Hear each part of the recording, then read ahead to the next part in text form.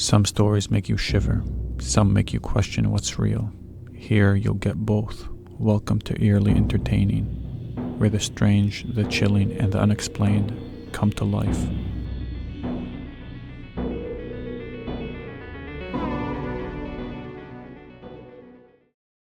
The last tenant. When Clara rented her new apartment, the landlord gave her one strange warning: never to go upstairs.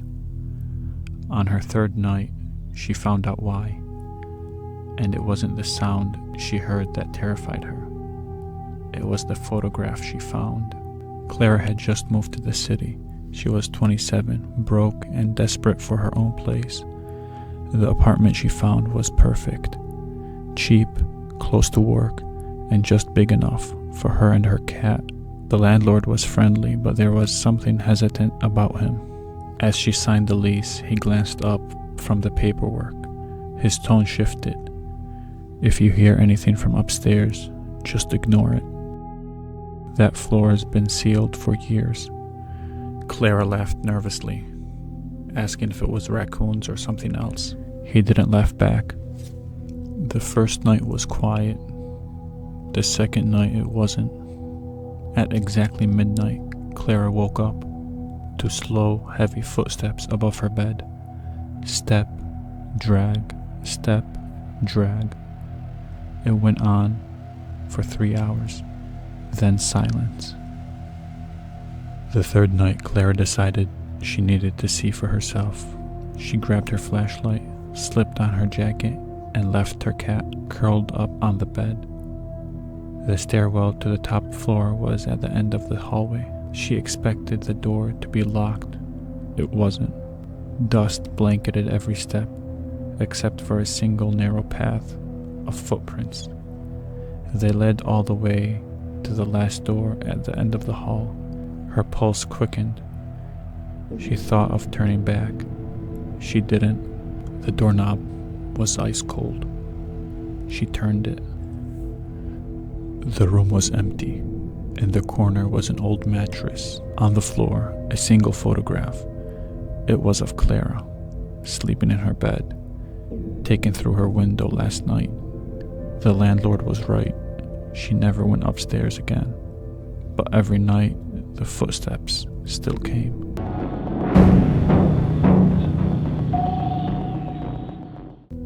The crying baby. When Ethan heard the sound of a baby crying in the woods behind his house, he thought he was going to save a life.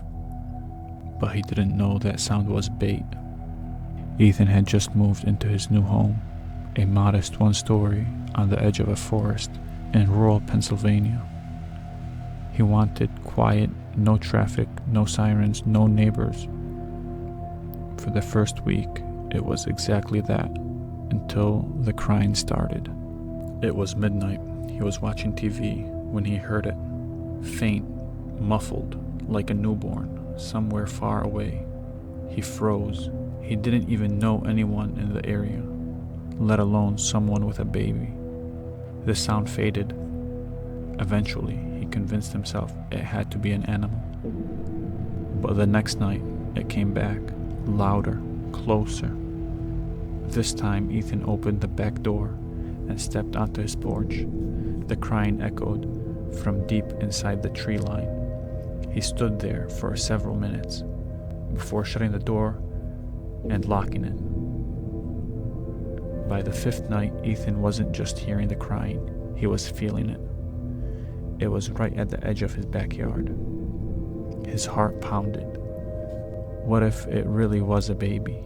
He grabbed a flashlight, threw on a jacket, and stepped into the woods.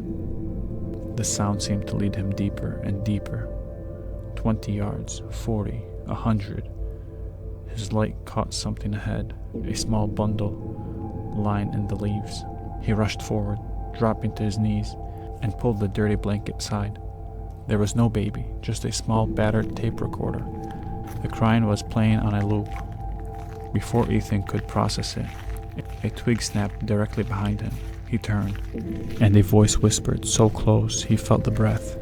"We finally got you to come outside."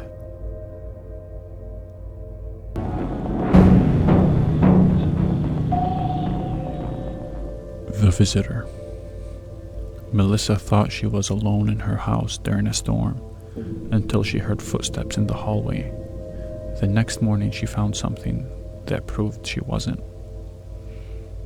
Melissa lived in a small one-story house.